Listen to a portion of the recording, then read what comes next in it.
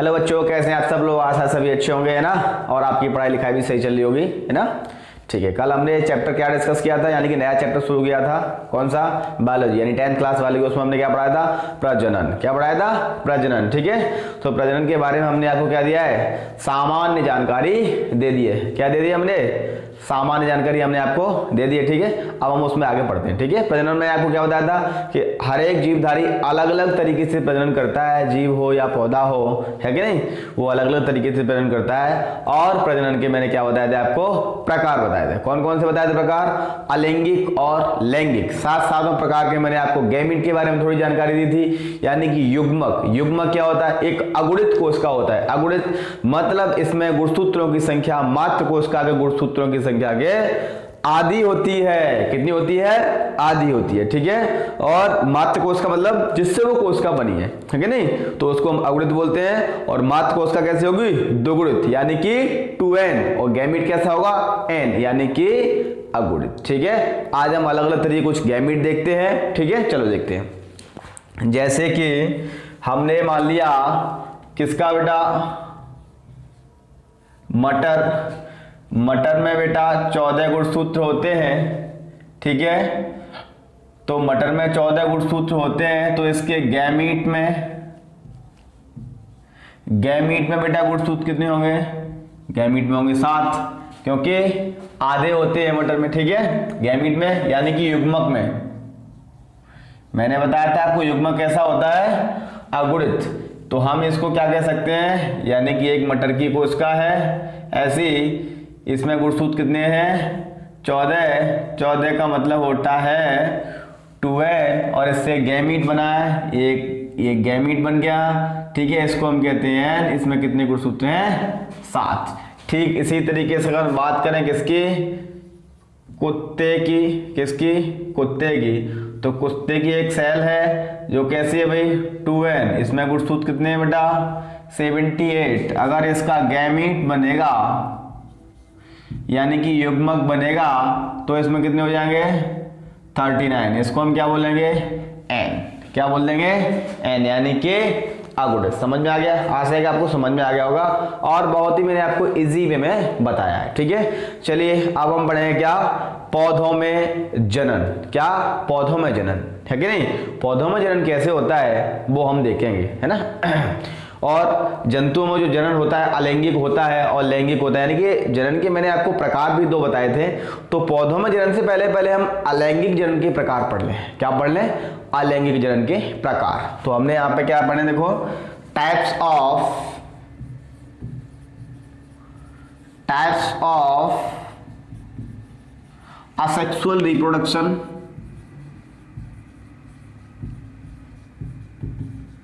यानी कि अलैंगिक जनन के प्रकार। किसके प्रकार पढ़ रहे हैं बेटा हम? अलैंगिक जनन के। चलिए देख लेते हैं हम अलैंगिक जनन कैसे कैसे होता है। देखो, सबसे पहला प्रकार होगा मुकुलन। कौन सा होगा? मुकुलन। दूसरा प्रकार होता है, इसको हम इंग्लिश में बोलते हैं बडिंग। दूसरा होता है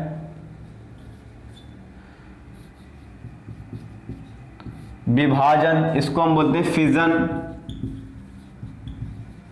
क्या बोलते हैं? फिजन। तीसरा होता है खंडन या फिर विखंडन, इसको हम बोलते हैं बेटा फ्रेगमेंटेशन।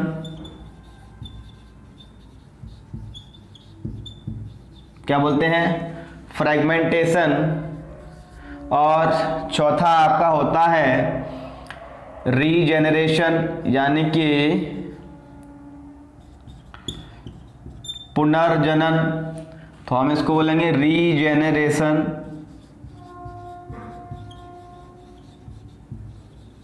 क्या बोलेंगे हम? रीजेनरेशन। पांचवा होता है आपका जेम्यूलेशन।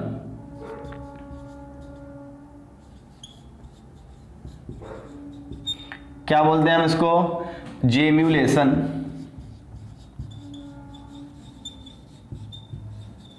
ठीक है। हालांकि आपके इतने सिलेबस में इतने ज्यादा नहीं आएंगे, आपके लिए सबसे ज्यादा इंपॉर्टेंट कौन सा है इसमें आपका एक तो आ जाएगा कौन सा, मुकुलन, विभाजन, ये आपके लिए बहुत जरूरी है। बाकी भी जरूरी है कि नॉलेज की बेस से आप पढ़ सकते हो, है कि नहीं, पर ऐसा नहीं है कि मतलब इनमें से कोई एक आध क्वेश्चन पूछ ले जाए, ठीक है। मतलब ऐसे कॉमन वे में क्वेश्चन आ सकता है कि अलैंगिक जनन क्या होता है, कितने प्रकार का होता है, तब आप लिख सकते हो, पर स्पेशली कभी भी इसमें से 2 मार्क्स का क्वेश्चन नहीं आएगा, ठीक है। यानी कि ये 2 बहुत जरूरी है, जहां तक ये भी है, पर इन दोनों का थोड़ा सा रोल कम रहता है, ठीक है। किसमें, 10th लेवल में कम रहता है, कहीं ऐसा मत सोचना मतलब कभी पूछे नहीं जाता, ठीक है ना। तो सबसे पहले हम क्या देखेंगे, बडिंग क्या होता है, क्या देखते हैं हम, बडिंग। देखो तो हमने नंबर 1 लिखा और इसमें हमने लिख दिया क्या, बडिंग। बडिंग का मतलब बेटा क्या होता है, मुकुलन। तो ये किस में होता है, तो इस प्रकार का अलैंगिक जनन, कौन सा भाई, अलैंगिक ही तो है, तो अलैंगिक जनन किस में पाया जाता है भाई, हाइड्रा तथा कुछ पौधों में भी मिलेगा, हाइड्रा के तथा कुछ पौधों में पाया जाता है। अब हम देख लेते हैं बडिंग कैसा होता है। देखो यहाँ एक डायग्राम बना ले हम पहले, ठीक है। डायग्राम बेटा हाइड्रा का बनाए,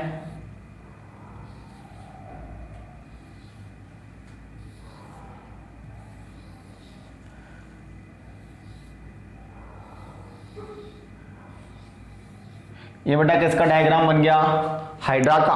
किसका डायग्राम बन गया, ये इसका हो गया मुख, क्या हो गया, मुख हो गया इसका, है कि नहीं, और ये इसके हो गए टेंटेकल, इसको हम बोलते हैं टेंटेकल। टेंटेकल यहां पे लिख दो, यानी कि स्पर्शक क्या होते हैं भाई, स्पर्शक। और यहां से क्या निकल गया भाई, कलिका। कलिका को बेटा हम बोलते हैं बड, क्या बोलते हैं, बड। ये इसका है माउथ, क्या है, माउथ। हाइड्रा के माउथ को हम बोलते हैं हाइपोस्टोम, क्या बोलते हैं, हाइपोस्टोम, क्या बोलते हैं, हाइपोस्टोम। समझ में आ गया। और ये इसका क्या है बेटा, ये इसका आधार है, क्या है, आधार मतलब बेस है, क्या है इसका, ये बेस है। अब कंडीशन क्या है भाई इसमें, हाइपोस्टोम में यहां से क्या होगा, यानी कि जैसे, यानी कि फेवरेबल कंडीशन, यानी कि फेवरेबल कंडीशन का मतलब अनुकूल वातावरण, है कि नहीं। आप कब पढ़ सकते हो, जब आपके यहाँ पे फेवरेबल कंडीशन हो, यानी कि फेवरेबल इन्वायरमेंट हो, यानी कि पढ़ाई के लिए कैसा वातावरण हो, सही हो, तो वो कंडीशन। यानी कि जब भी हाइड्रा फेवरेबल कंडीशन में होता है कि नहीं, हम कोई भी काम सही तरीके से भी कर पाते हैं फेवरेबल कंडीशन। समझ में आ गया। यानी कि वातावरण भी हमारे पक्ष में होना चाहिए, क्या होना चाहिए, पक्ष में, यानी तभी तो जीत हो पाएगी। तो ठीक उसी तरीके से यहाँ की कंडीशन है, जैसे ही क्या होगा, फेवरेबल कंडीशन होगी, हाइड्रा की साइड से क्या निकल जाएगी, कलिका निकलेगी। कलिका मतलब ब्रांच, क्या, ब्रांच। ब्रांच का मतलब शाखा, क्या होती है, शाखा, ठीक है। पेड़ जैसा तो दिखता ही है, तो ये शाखा निकल जाएगी, इसको हम बोलते हैं कलिका, क्या बोलते हैं, कलिका। देखो इसमें डंडा ही लगा है ना, इसको बोलते हैं हम कलिका, यहाँ पर इंग्लिश में उसको बोलेंगे बड। और जैसे ये हाइड्रा बड़ा होता जाएगा, ये बड बड़ा होता जाएगा, एक स्थिति ऐसी आएगी कि इससे अलग हो जाएगा, क्या हो जाएगा, अलग, और एक नए हाइड्रा का निर्माण करेगा। इसी क्रिया को हम बोल देते हैं बडिंग, क्या बोलते हैं, बडिंग। समझ में आ गया। चलिए अब हम क्या करते हैं, दूसरा वाला पढ़ते हैं। इसका नाम क्या है, क्या नाम है, विभाजन। क्या नाम है, विभाजन, ठीक है।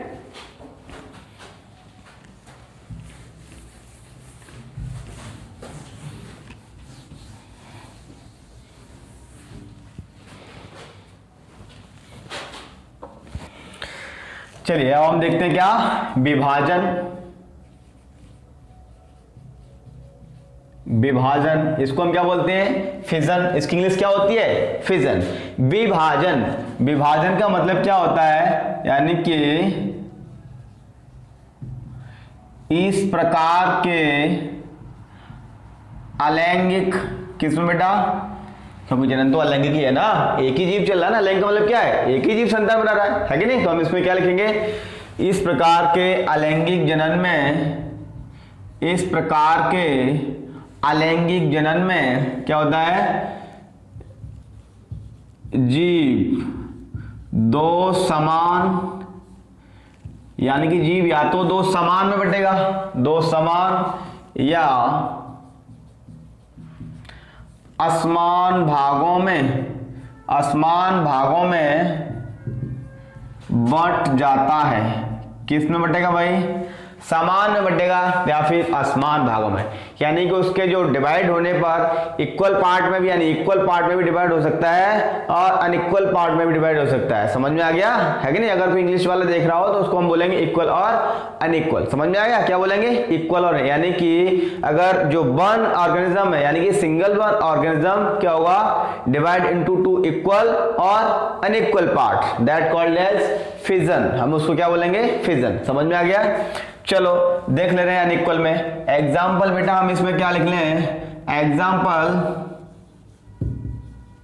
इग्लुइना। आपने काफी हिंदी में इग्लुइना लिखा है, अब थोड़ा सा इंग्लिश का भी प्रयास करिए, ठीक है। इग्लुइना और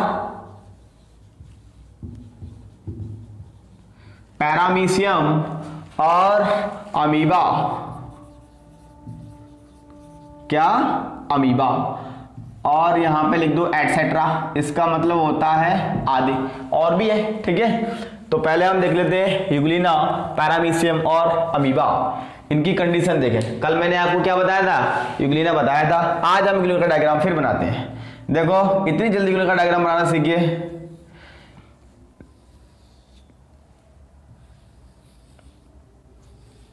देखो ये क्या बन गया, यूग्लिना बन गया। क्या बन गया, यूग्लिना, है कि नहीं।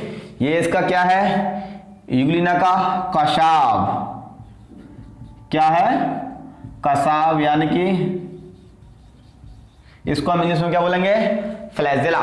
और इसमें बेटा दो फ्लैजेला होते हैं। अब ये बड़ा वाला है तो हम इसको क्या बोलेंगे, मैक्रो। इसके अंदर एक छोटा वाला है, इसको हम बोलेंगे माइक्रो, यानी कि माइक्रो फ्लैजेला या छोटा कसाव। समझ में आ गया। ये इसका क्या है बेटा, ये केंद्रक है,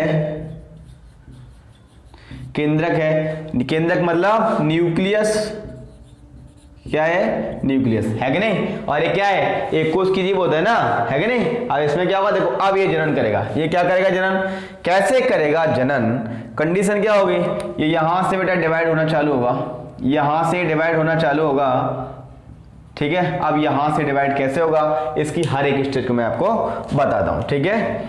जैसे कि हमने क्या किया, ये बन गया,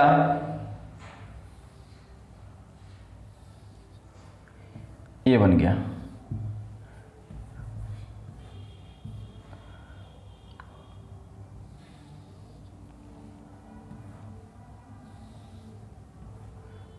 चलो ये हो गया।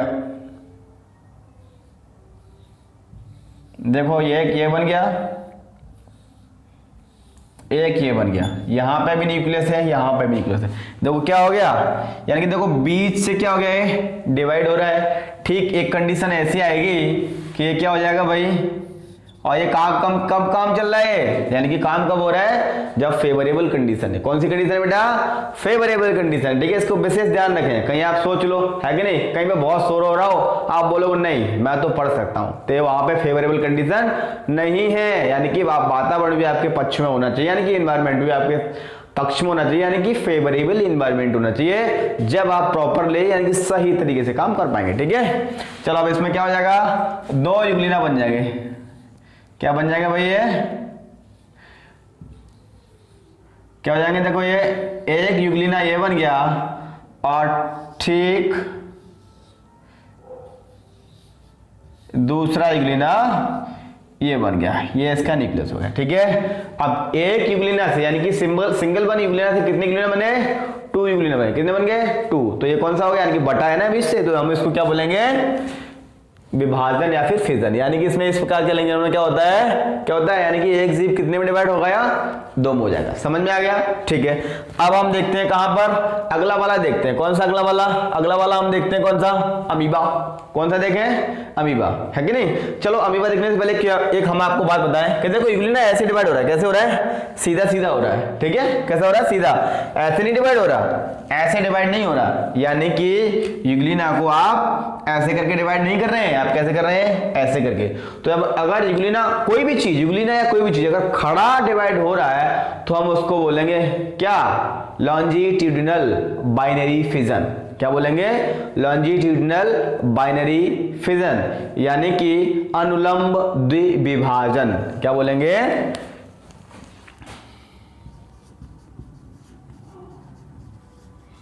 अनुलंब द्विविभाजन, लॉन्जिट्यूडिनल बाइनरी फिजन, बाइनरी, ठीक है, बाइनरी का द्विभाजन का मतलब 2 में बट जाना, ठीक है, विभाजन द्विभाजन का मतलब क्या होगा, 2 में बट जाएगा।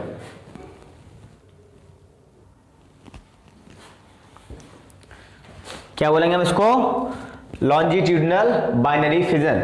लॉन्जिट्यूडिनल फिर अनुलंब, बाइनरी का मतलब क्या होता है, विभाजन हुआ बट विभाजन से कितने पार्ट बने, 2 पार्ट बने, 2 को हम क्या बोलेंगे, यानी विभाजन तो है बट 2 भाग बन रहे हैं, तो द्विविभाजन। क्या है, द्विविभाजन। अब ये कैसा द्विविभाजन है, लंबा वाला है तो अनुलंब द्विविभाजन, ठीक है। तो विभाजन का ये कौन सा वाला प्रकार है बेटा, ये द्विविभाजन है, ठीक है। यानी कि हम यहाँ पे लिख दें बाइनरी फिजन या फिर द्विविभाजन, यानी कि विभाजन आपका कितने तरीके का हो सकता है, एक तो द्विविभाजन हो सकता है और एक अगला होता है बहुविभाजन, वो भी मैं आपको बताऊंगा, ठीक है। हम इसको बोलेंगे बाइनरी फिजन, बाइनरी फिजन। समझ में आ गया, ये कौन सा है, बाइनरी फिजन है और लंबा वाला बाइनरी फिजन, यानी कि इसमें सेल क्या हो रहा है, लंबे तरीके से बटे, यानी खड़ी बढ़ रही। समझ में आया। चलो अगला हम किस में देखेंगे, अमीबा में देखते हैं। किस में देखेंगे, अमीबा में।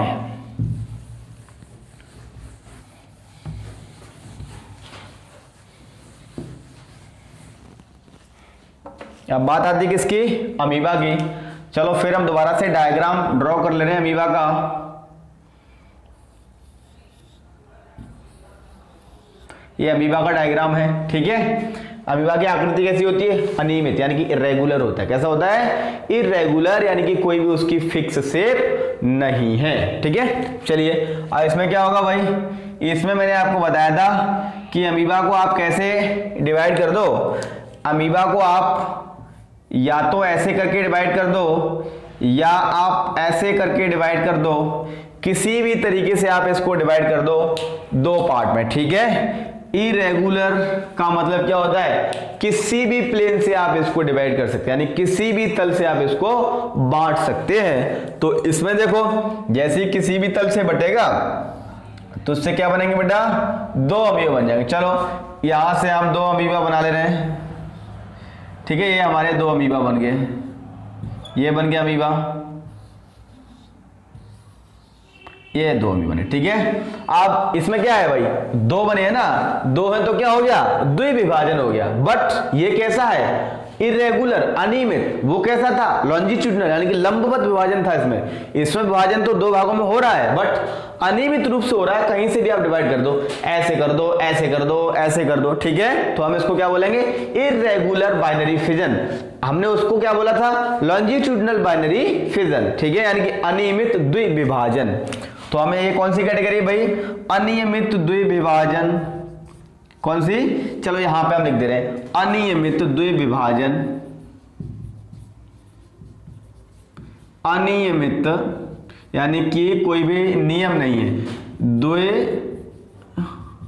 द्विविभाजन यानी कि इरेगुलर बाइनरी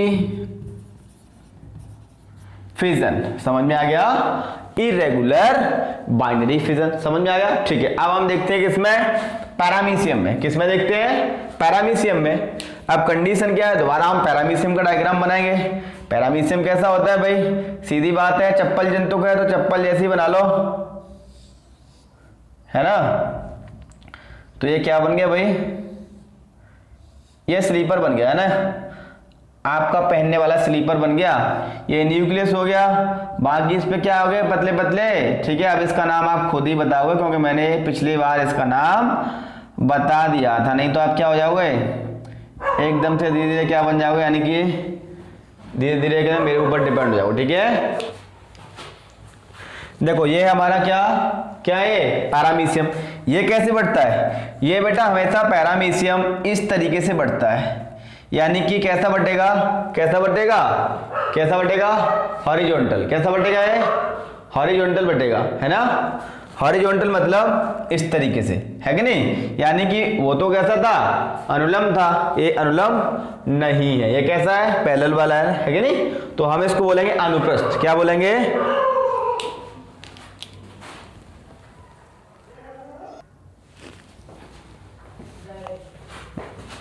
ये क्या है बेटा? पैरामीशियम। ठीक है, तो पैरामीशियम में कैसा होता है विभाजन? भाई हम देखते हैं, इसमें होता है बेटा अनुप्रस्थ द्विविभाजन। कैसा? अनुप्रस्थ। यानी कि अनुप्रस्थ का मतलब होता है कोई भी चीज ऐसे बढ़ जाए। जैसे आपके पास एक मार्कर है, अगर इस मार्कर को ऐसा खड़ा काटना है तो हम उसको बोलेंगे अनुलंब विभाजन, और खड़ा काटने से वो अगर दो भागों में डिवाइड हो जाए तो द्विविभाजन। अब कौन सा वाला? अनुलंब। ठीक है, अगर इस मार्कर को हम ऐसा काटें, ऐसे करके काटें, ठीक है, और दो भागों में बढ़ जाए तो द्विविभाजन, और ऐसे काटा है तो अनुप्रस्थ। ठीक, कैसा होता है भाई पैरामीशियम में? अनुप्रस्थ द्विविभाजन, यानी कि यहां से ये दो भागों में क्या हो जाएगा? बढ़ जाएगा। कैसे कैसे बढ़ेगा? चलो अब की बार में ना ब्लैक पैरामीशियम बना लेते हैं।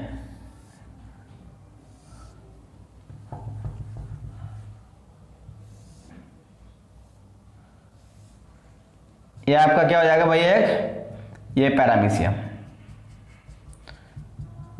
है ना, और दूसरा पैरामीशियम बना लें।